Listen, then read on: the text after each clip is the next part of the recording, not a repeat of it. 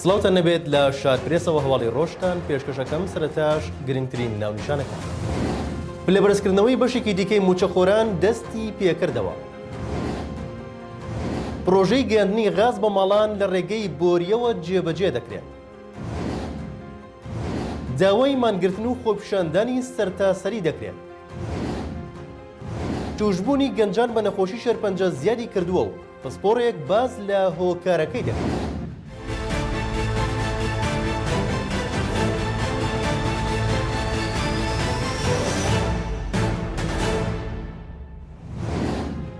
خشتەی پلە بەرزکردنەوەی ئەفسەرانی هێزەکانی یەکەی هەفتە و هەشتا گەڕای و وەزیری پێشمەرگەش دەڵێت هەنگاوەکانمان بەرەو بەدامەزراوەیکردنی سەربازیانە جێگەی خۆی گرتووە.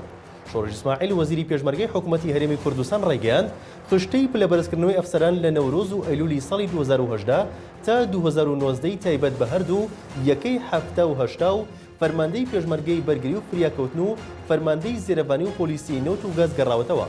وەزیری پێشمەرگە ڕاشیگەیاند هەنگاوەکانیان بەرەو بەدامەزراوەیکردنی سەربازیانە جێگەی خۆی گرتووە. هاوکات وەزیری پێشمەرگە جەختیش دەکاتەوە بۆ لەمە دووە خشتەی پلە بەرزکردنەوەی ئەفسەران و ڕێچکەی ئاسایی خۆی وەردەگرێت و دواناکەوێت.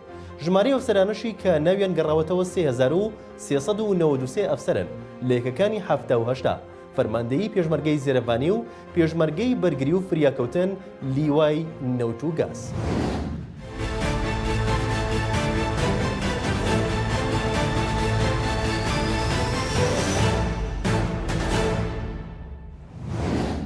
سەرۆکی دەستەی وەبەرهێنانی هەرێم ڕایدەگەیەنێت پرۆژەی گەاندنی غاز بە ماڵان لە ڕێگەی بۆریەوە کارێکی جدیە و حکوومەتی هەرێم هەنگاوی بۆ ناوە و جێبەجێ دەکرێت.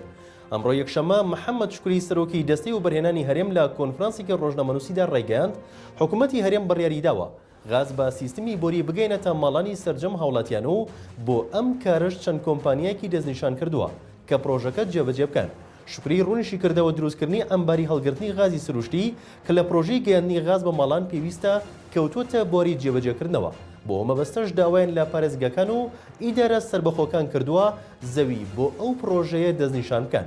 سەرۆکی دەستەی وەبەرهێنانی هەرێم ئەوەشی خستە ڕوو لە پرۆژە نوێیەکانی دروستکردنی یەکەکانی نیشتەجێبوون پێویستە سیستمی دابشکردنی غازیان تێدا بێت و ئەمەش بەمەرج بۆیان دانراوە.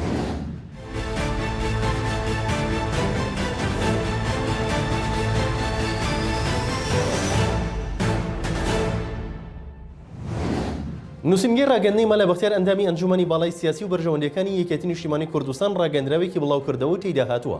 بەداخەوە بۆ چاوانێکی ئاوا قێزەون مەکتەبی سیاسی یەکێتی هیچ لیژنێکی لێکۆڵینەوەی پێک نەهێنا ئاماژە بۆشکراوە لەو پرسە هەستیارەدا.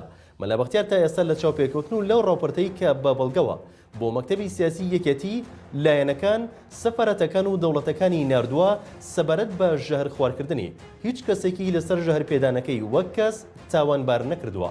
دەژڵێت بەداخەوە مەکتەبی سیاسی لە ئاست تاوانێکی قێزەونی ئاوادا لیژنەی لێکۆڵینەوەیان پێک نەهێنا تازە پێکیشی بێنن بەهاینەما لە ئان و کاتی خۆیدا. مەلا بەختیار سکاڵای یاسایی لەسەر تاوانباران تۆمار دەکات.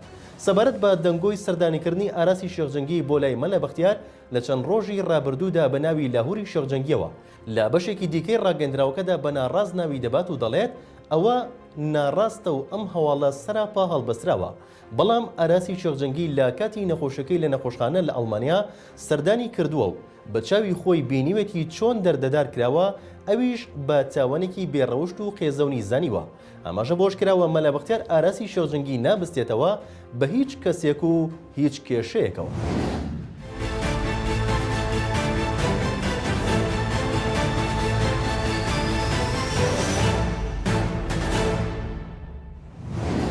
کۆمیتی ناوەندی کۆمەڵا ئیدانی شێتکردنی کچە کوردی شاری سەقز لەلایەن هێزە ئەمنیەکانی ئێرانەوە دەکات و داواش لە سەر جەمچین و توێژەکانی خەڵکی ڕۆژهەڵاتی کوردستان دەکات وەک کاردانەوەیەک لە دژی ئەو ڕەفتاری هێزە ئەمنیەکان مانگرتن ڕابگەین و نەچنەوە سەرکارەکانیان.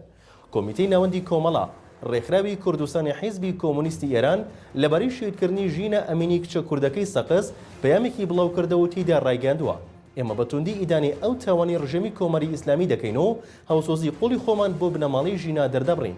نابێت ڕێگە بدرێت کە مەئمورانی ڕژێم ئاوا بێباکانە دەستدرێژی بکەنە سەر مرۆڤە شەریف و ئازادی خوازەکان. کۆمەڵات داوە لە خەڵکی ڕۆژهەڵاتی کوردستان لە کرێکارانی کارگە و کارخانەکان لە ناوەندەکانی خزمەتگوزاری و بەرهەمهێنان ژنان و لاوان فەرمانبەرانی حکوومەت و مامۆستایان و خوێندکاران و بازاڕیان دەکات کە ڕۆژی دووشەممە لە کردارێکی هەماهەنگ و یەکگرتوودا خۆ لە چوونە سەرکارەکانیان بپارێزن و دەست بدەنە مانگرتنێکی گشتی.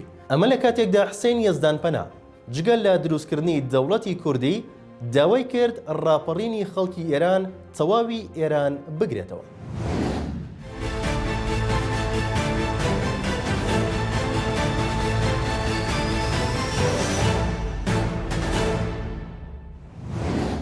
لێکۆڵینەوەیکی نوێ ئەوەی ئاشکرا کردووە کە لە ماوەی چەندەیی ڕابردوودا توشبوانی کەسانی خواردەمەند 50 ساڵی بە نەخۆشی شێرپەنجە زیادی کردووە. بەتایبەت لە دوای ساڵی 1990ەوە ئەو زیادبوونە زۆر خێراتر بووە. بۆ شیکردنەوەی ئەم دیاردەیە تیمی توێژینەوەی نەخۆشخانەیەک لە بۆستنی ئەمریکا دەڵێت شتێکەی پێی دەوترێت کاریگەری نەوەی لەدایک بوو. ئەمەش مانای وایە هەموو گروپێکی خەڵک کە یەک لە دوای یەک لەدایک دەبن مەترسی توشبوون بە شێرپەنجەیان زیاتر دەبێت. لەوبارەی و پرۆفیسۆرێک کە سەرپەرشتیاری لێکۆڵینەوەکەی وتوێتی بۆمان دەرکەوتووە کە نەوە دوایەوە مەترسیەکانی توشبوون بە شێرپەنجە زیاتر دەبێت. پێشبینیش دەکرێت بۆ نەوەکانی داهاتوو ئەو بەرزبوونەوەیە بەردەوام بێت. ئەوەش هاتووە تیمەکە بۆیان دەرکەوتووە کە ستایلی ژیانی خەڵک لە چەندەیی ڕابردوودا فاکتەرەکانی وەک سیستمی خۆراکی ڕۆژاوایی و ستایلی ژیانی مۆدێرن ڕۆڵێکی گەورەیان هەبووە لە زوو دەرکەوتنی نەخۆشی شێرپەنجە. بەتایبەت کە 8 جۆر لە 14 جۆری شێرپەنجە کە لێکۆڵینەوەکە پشکنینی بۆ کردوون دەرکەوتووە پەیوەندیان بە کۆئەندامی هەرسەوە هەبووە. لە شارپرێسەوە هەواڵی ڕۆژتان پێشکەش کرا. شاد و بەختەوەر بن.